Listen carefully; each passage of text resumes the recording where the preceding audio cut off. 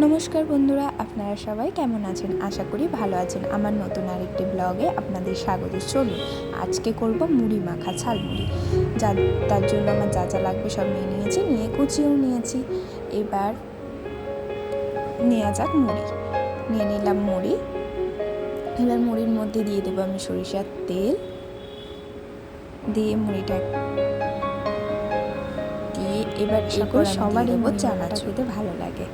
চলুন এবার দিয়ে দেওয়া যাক যা যা লাগবে। দিয়ে দিলাম ছোলা, ভিজানো ছোলা, দিয়ে দিলাম পেঁয়াজ কুচি, এবার দিয়ে দেব আমি গাজর, তারপর আমি দিয়ে দেব হচ্ছে টমেটো, এবার দিয়ে দেব আমি কাঁচা লঙ্কা, তারপর আমি এবার দিয়ে দেব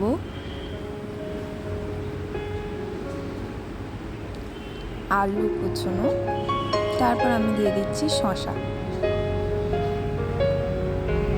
দিয়ে এবার যা যা মশলা লাগবে আমি সেগুলো দিয়ে দেবো। ধনে পাতা দিয়ে দিলাম, এবার দিয়ে দিলাম সামান্য পরিমাণ নুন, তারপর আমি দিয়ে দিলাম লঙ্কা গুঁড়ো, দিয়ে দিলাম জিরে গুঁড়ো, তারপর দিয়ে দিলাম ধনে গুঁড়ো।